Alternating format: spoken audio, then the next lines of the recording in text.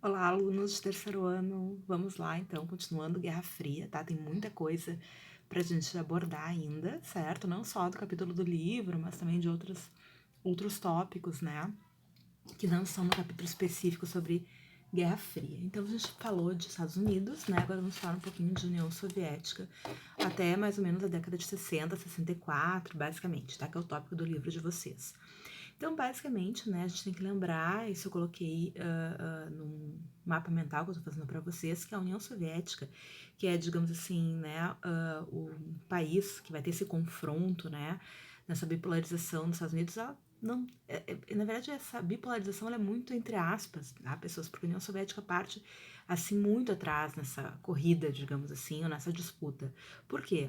Em grande medida porque a União Soviética sai destroçada, né, da Segunda Guerra Mundial, coisa que os Estados Unidos não têm que passar, né, porque a guerra não foi no seu território, não foi no território estadunidense, já a União Soviética não, né, a gente teve, né, uma destruição massiva do seu território, do seu aparato industrial e uma série de situações, e também, né, um número de óbitos gigantesco, né, mais ou menos metade das pessoas que foram mortas na Segunda Guerra Mundial são de soviéticos. Então, né, é digamos assim, um declínio populacional considerável, né? Então, a União Soviética ela parte muito atrás. Então, na verdade, às vezes é uma ideia de igualdade de condições, isso não existe, tá? Bom, então basicamente, além de ter que se reconstruir, a União Soviética agora também tem que correr atrás de se colocar como uma liderança, né, desse novo bloco, né, esse bloco então de países que vão compor, né, o lado soviético, digamos assim, certo? Então, ao longo do tempo, a União Soviética, né, como tem um número considerável de pessoas, mesmo com as grandes perdas que teve durante a Segunda Guerra Mundial, consegue então ir se reconstruindo, consegue aumentar a sua produtividade, né? Então nós temos novamente os chamados planos quinquenais, né? Com uma série de metas a serem cumpridas, né? A serem buscadas e um investimento muito grande, né, no setor bélico, né? Então a gente sabe que em 49 a União Soviética já tem bomba atômica, né? Então o setor bélico, o setor de inovação tecnológica, ele tem um investimento muito grande porque é um setor vital de disputa frente aos Estados Unidos, certo? Então, basicamente, no primeiro momento, a indústria pesada, a indústria bélica, enfim, de infraestrutura que vai ser visada, né? E aí, mais tarde, né, os bens de consumo, no primeiro momento, vão ficar, digamos assim, relegados, né? Nesse interesse, certo? Só que com a urbanização, com a industrialização, a gente vai ter uma constituição de camadas médias, né, que vão demandar esse consumo, esses produtos, né, uma determinada variedade, mesmo que ilusória, a gente sabe, né, de pensar, nossa, hoje em dia tem uma variedade de coisas para a gente consumir e pá, quando na verdade é meia dúzia de empresas que, né, dominam N setores, mas tudo bem. Então o fato, né, pessoas, é que esses núcleos urbanos vão cada vez mais ter, vamos cada vez mais pressionar, digamos assim, né, o poderio soviético para essa diversidade, certo? Então, basicamente, né, como eu falei para vocês, o Stalin já tinha feito uma série de expurgos, né, na década de 30, a gente já falou sobre isso, ou seja, né, assassinou bastante gente, né, principalmente os antigos bolcheviques, né, aqueles que tinham uma proposta de fato revolucionária, certo?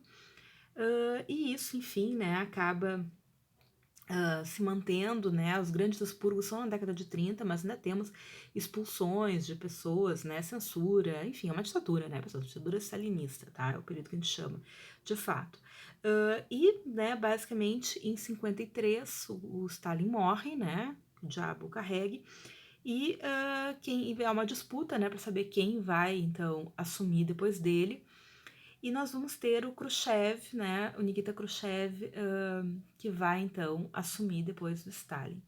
O Khrushchev ele vai promover o que a gente vai chamar de desestalinização, ou seja, tentando fazer uma certa abertura, um certo diálogo, né, coisa que não existia até então, certo?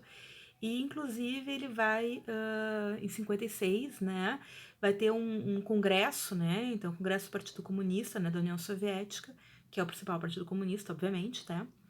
E nesse congresso, então, Stalin vai ter seus crimes, que não foram poucos, talvez, né, tipo, número, a gente vê muitos números, assim, como é que eu vou dizer, conflitantes, né? A gente não tem como saber, porque não havia, assim, um certo, dados, né, só um censo, né, para saber quantas pessoas acabaram sendo expurgadas ou mortas, ou enfim, mandadas a trabalhos forçados e tal.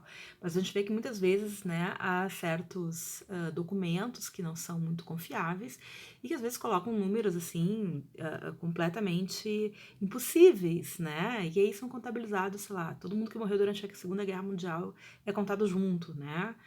Então, enfim, a gente, né, não sabe exatamente o número, é um número, claro, alto, mas a gente também tem que ter um cuidado em relação à questão de fontes, porque a gente não tem nenhum dado preciso de fato. Temos aproximações e, né, como eu falei, tem que buscar sempre fontes confiáveis de historiadores, não de tio do Zap, tá? Mas enfim, então, basicamente, a gente vai ter nesse congresso, né, o Nikita Khrushchev vai trazer uma série de dados, informações, né, desses crimes cometidos pelo Stalin, e isso vai causar, né, um choque, uma grande decepção, né, não só na União Soviética, mas no mundo todo, né, uma decepção, digamos assim, com o que teria sido, então, né, o período stalinista. Bom, então o Khrushchev ele tinha uma proposta de descentralização, então indo contra, né, o que até então o Stalin fazia, né, então a ideia era liberar um pouco, né, a questão cultural, diminuir a questão da censura, elevar o bem-estar social, lógico também, né, tentando buscar melhor eficiência econômica, melhor eficiência tecnológica, certo? E com isso a gente vai ter então, né, a questão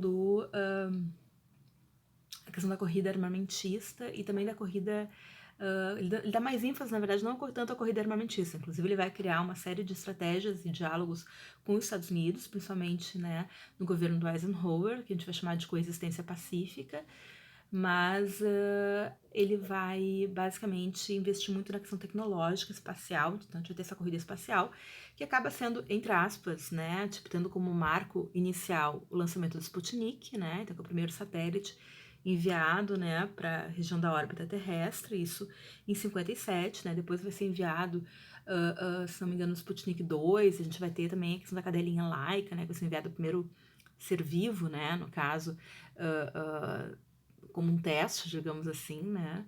Depois os Estados Unidos também vai correr atrás, né? Vai fundar a NASA, também vai lançar satélite, enfim, então vai ter essa disputa toda, né? Depois a gente vai ter o primeiro voo, né, espacial tripulado em 61, né, com o Yuri Gagarin, que era um astronauta, enfim, né? E ele vai ser um grande avanço, né? Isso na questão da União Soviética. E assim, e cada vez mais a perspectiva é realmente de avanços, de estudos, né, nessa área espacial. E essa corrida ela é encerrada, né, com a chegada do homem à Lua pelos Estados Unidos, enfim, né? Com, então, o Neil Armstrong sendo o primeiro homem a pisar na Lua, enfim, né, em 69. Então, mais ou menos esses são os avanços na área tecnológica, nessa disputa tecnológica, que, em tese, então, teria sido vencida pelos Estados Unidos, tendo esse grande marco com a chegada do homem à Lua, certo?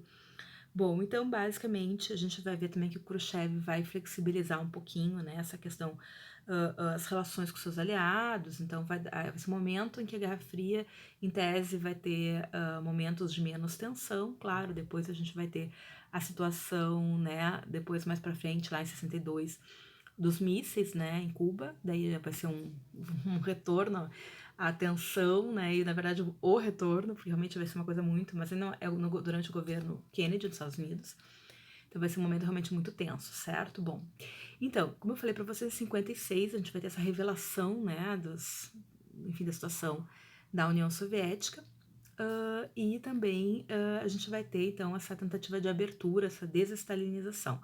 O problema é que daí os outros países, né, que estão sob a órbita da União Soviética, né, já que os partidos comunistas que, digamos assim, comandam esses países são controlados por pessoas que têm o aval da União Soviética, certo? Então, nessa perspectiva, essa abertura vai acabar sendo, né, meio que, entre aspas, aproveitada e vai ter uma série de descontentamentos, de uma série de tentativas de, né, de fato, se valer dessa amplitude, dessa abertura, né? E aí também o Khrushchev vai dar meio que um passo atrás, ou seja, vai ter um discurso de não, vamos fazer uma abertura, vamos, né, ser mais democráticos, etc.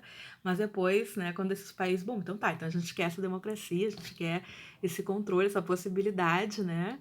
E aí, opa, peraí, não é bem assim que eu tinha falado, né? Então uma coisa é a fala do Khrushchev, outra coisa é a prática. A gente vai ver isso agora em alguns países, né, da União Soviética que vão tentar essa perspectiva e vão ser, né, podados, certo? Na próxima a gente continua então falando de União Soviética nesse período. Até lá!